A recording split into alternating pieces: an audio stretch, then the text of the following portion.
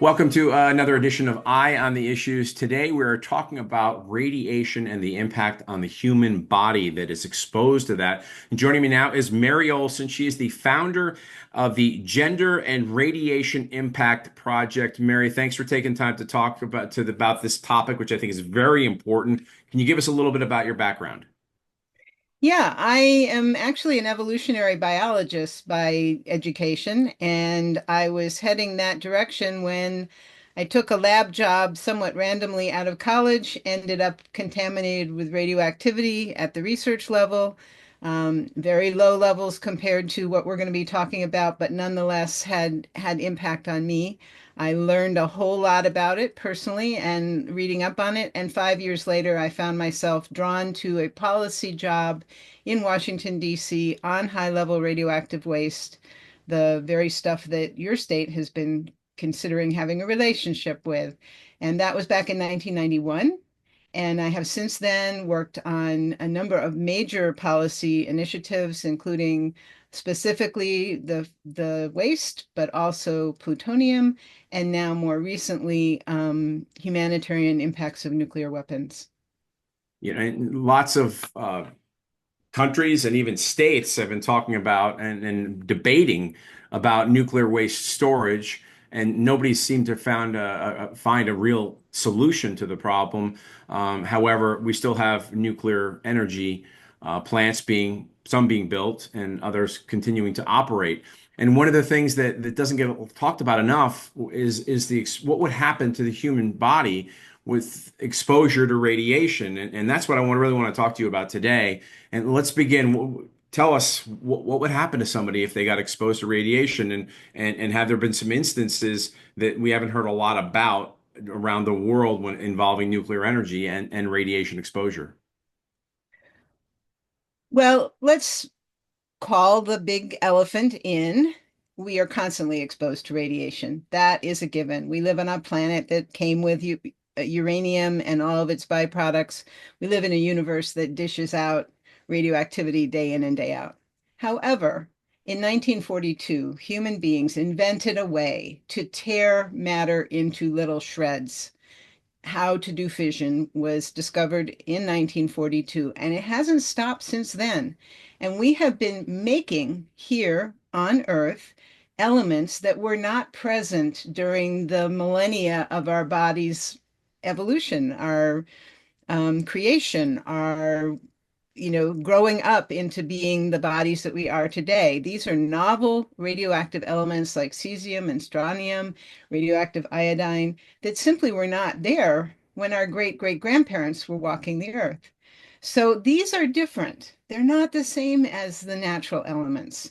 And so even in very small quantities, these are very worrying. And in small quantities, I'm talking about the emissions from an operating reactor, nuclear power reactor, or from fallout from nuclear weapons tests, that is routine, not even high accident conditions. So the reactor puts radioactivity into the air as pollution, and discharges are either scheduled or unscheduled, which is the name for oops. Unscheduled equals oops.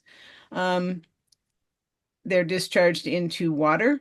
Sometimes those discharges leak into the soil and therefore into the groundwater.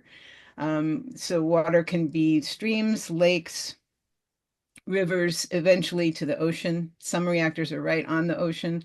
So we have been discharging into our environment since the first nuclear weapon was set off, Trinity, in 1945. And the reactors started coming online in the 1950s for nuclear weapons production and in the 1960s for power production. And many people don't know that each and every one of those is making new radioactivity as a byproduct. It's the heat they're after, right? It's the heat that destroys the city from the bomb. It's the heat that boils the water to make electric power, to make steam, to turn the turbine.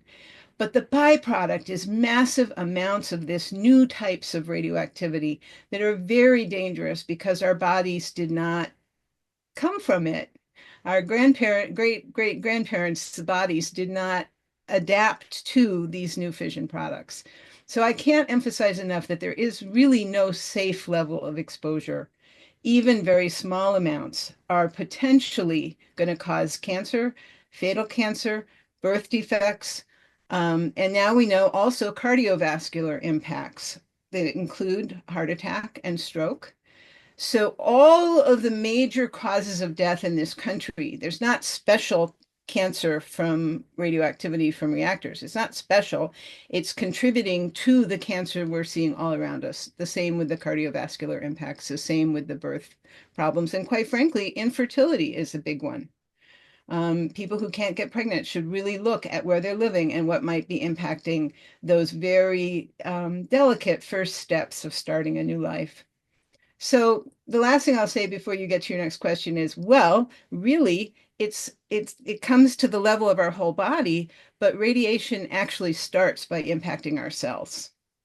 And so it's a single cell that can cause a tumor over time. It's a single cell that makes a baby that's natural and normal and healthy or not.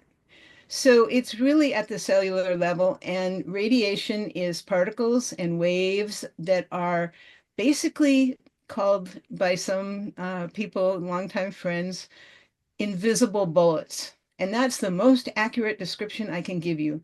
Radioactivity emits particles and waves that hit our cells like invisible bullets.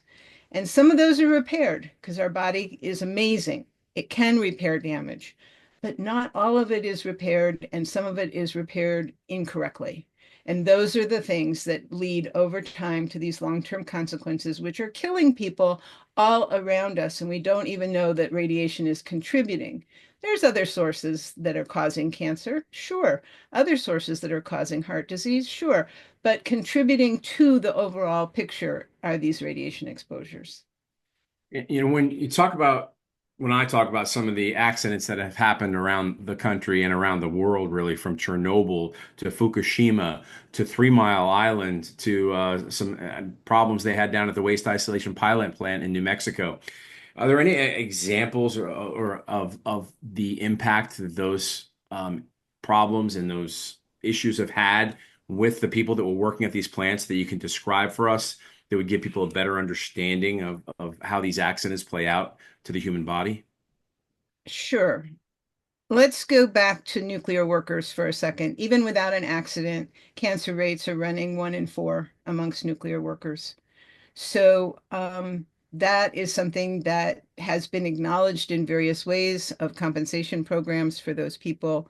Um, we are seeing impacted communities fighting for compensation under the Radiation Effects Compensation Act that would widen out an existing program for people who were downwind of nuclear tests.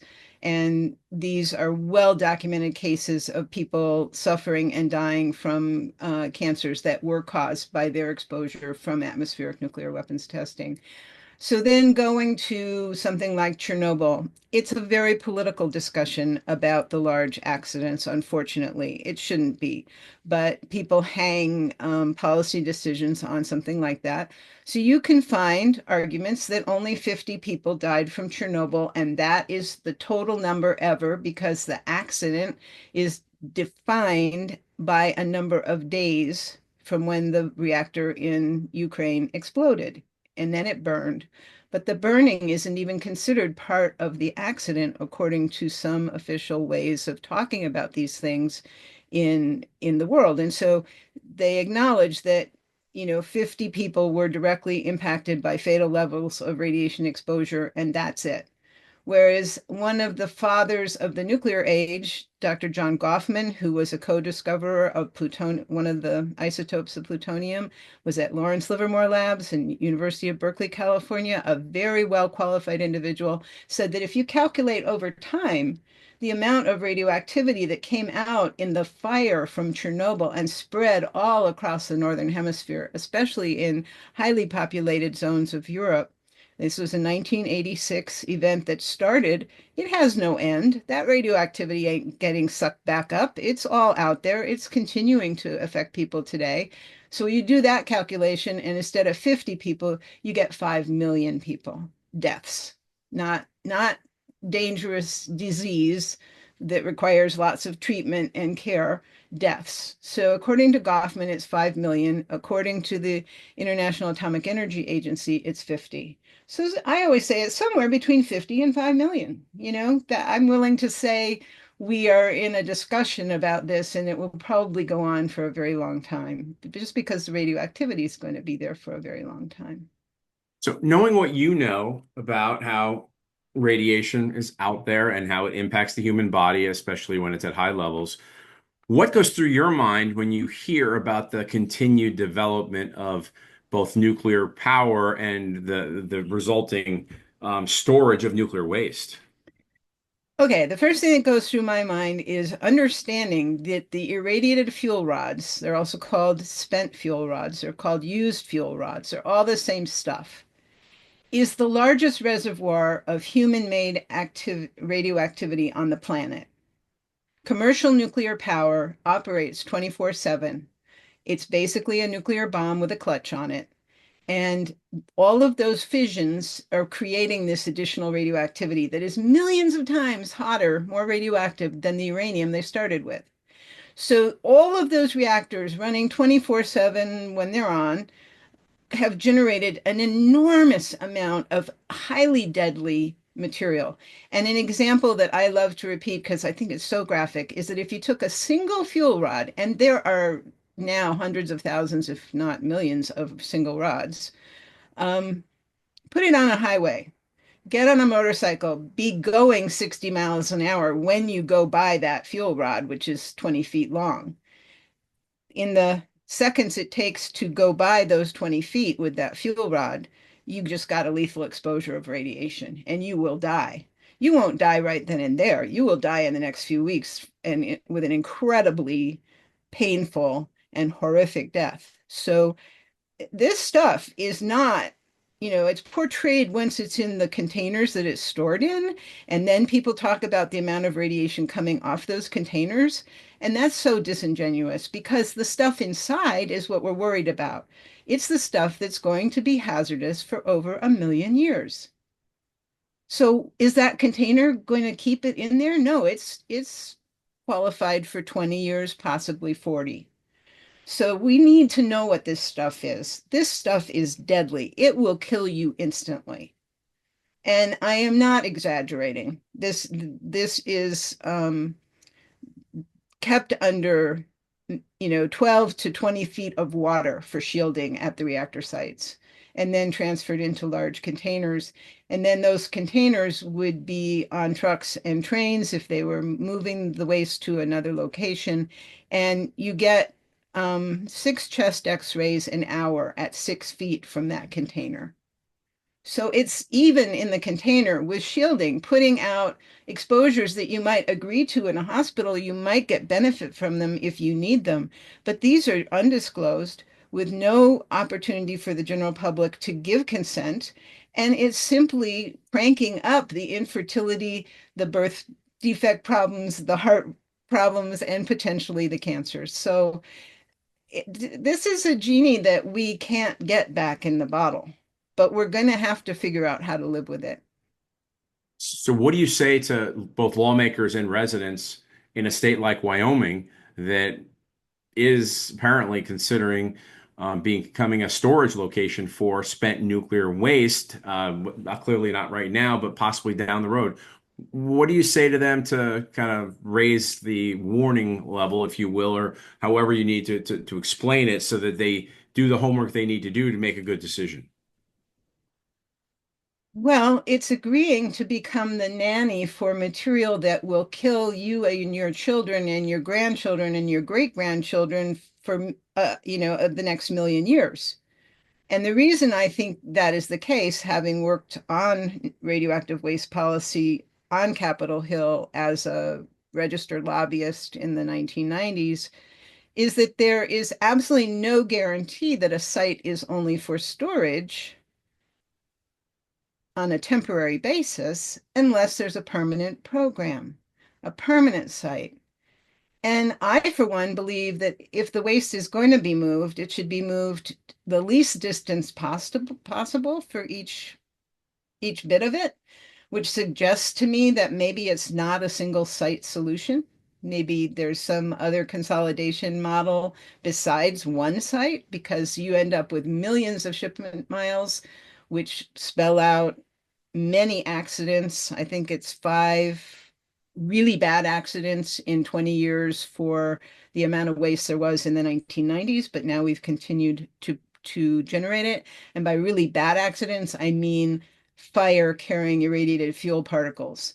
And that, of course, is most likely to happen where there's the greatest number of shipments, which is both at, well, basically it's at the point of destination. They're all going there. So your numbers start compounding in the quote unquote host state because all the shipments are coming in. So your probability of an accident in that state is the highest.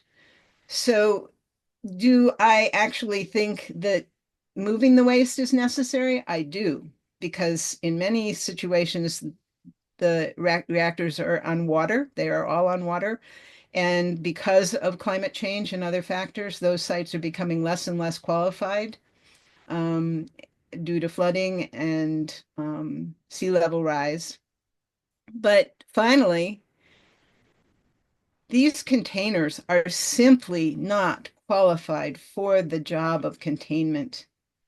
So I really lay at the foot of the corporations that generated the waste and procured the storage containers. That's mostly the case, that the waste generators were left to buy the containers and they went for cut rate, cheap models, right?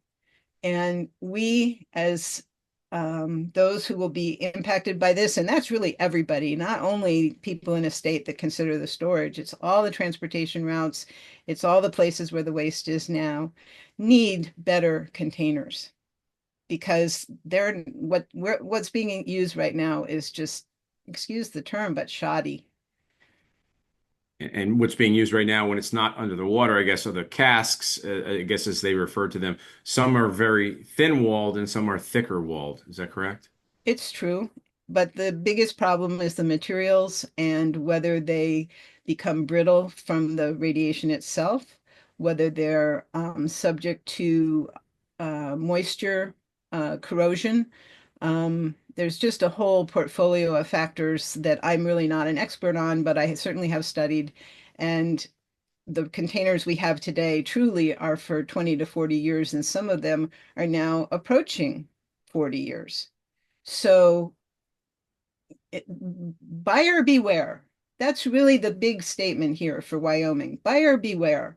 Do you want to saddle your children and great grandchildren and their great grandchildren with this problem? Because we know that once the waste is put somewhere, it has never had a history of moving again.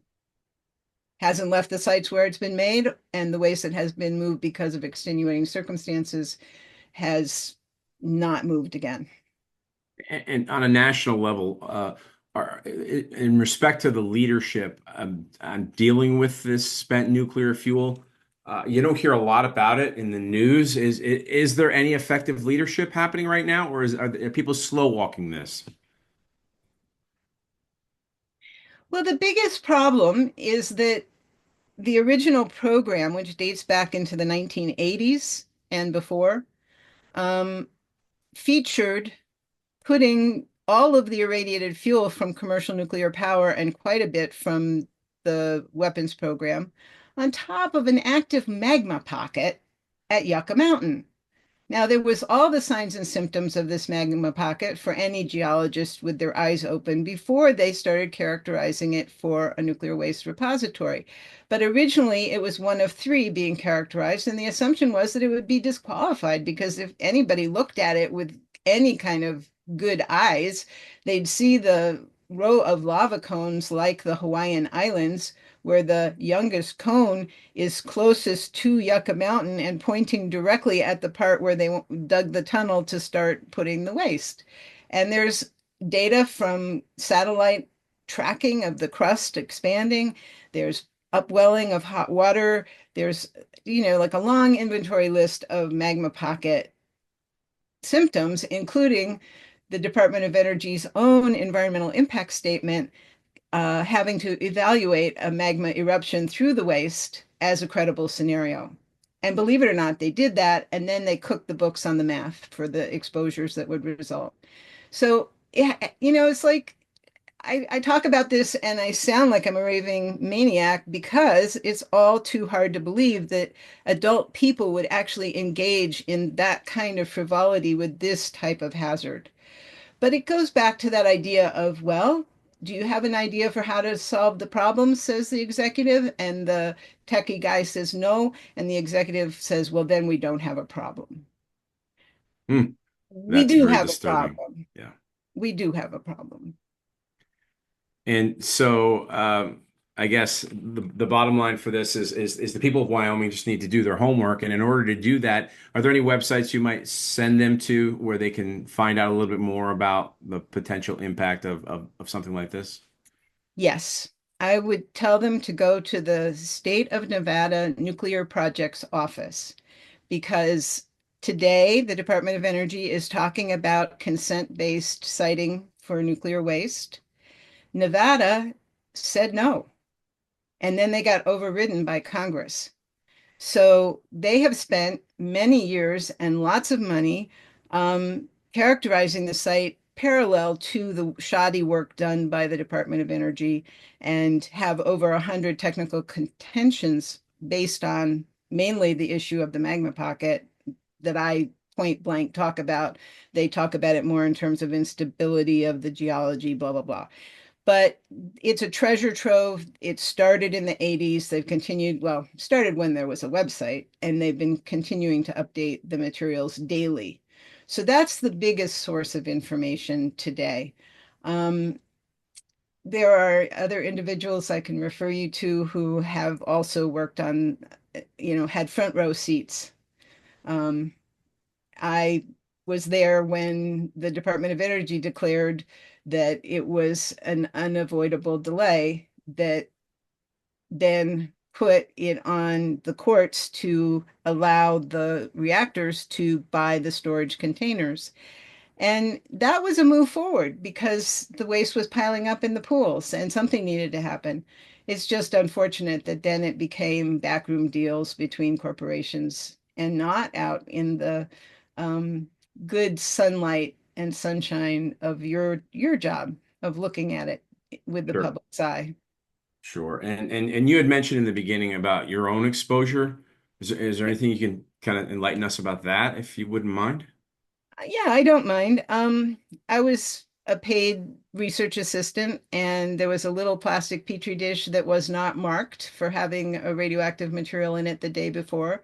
Our lab had levels that were about 1 million times more concentrated of what were called tracers than most labs. So it was a higher exposure than many people would ever get in a lab.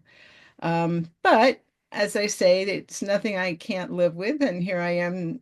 That was when I was in my 20s. I'm in my 60s. So not every radiation exposure kills you. And we know this. People have radiation treatment for cancer. They survive their cancer and they go on to live meaningful lives. However, some of them get a secondary cancer or heart disease that may well be due to their first cancer treatment. So in my case, it caused lower level symptoms, like I became very oversensitive to other chemicals, people's perfumes, and that kind of thing. I had joint pain, and this type of radioactivity goes into the bones, so that may have been why. And I had a whole series of metabolic and hormonal related dysfunctions that eventually passed, but I was right there in my childbearing years, and it was enough to make me decide that I didn't want to face the unknowns of what if I had a pregnancy that wasn't normal? What if I had a child that had challenges perhaps due to my own experience as a mother? And so that's really been the biggest impact for me. And I know other people who have similarly suffered this from Fukushima, from Chernobyl, from Three Mile Island, from other types of accidents where you just from then on live with the unknown. And people respond differently. Some throw themselves at it and make sure that they have a healthy next generation. And I respect that. But for me, the choice was no, I'm not going to do that. Understood. Understood. Thank you for sharing that. Okay, well, Mary Olson, thank you for your time. If people out there want to learn more about what's happening around Wyoming, especially with this issue, just go to wyliberty.org.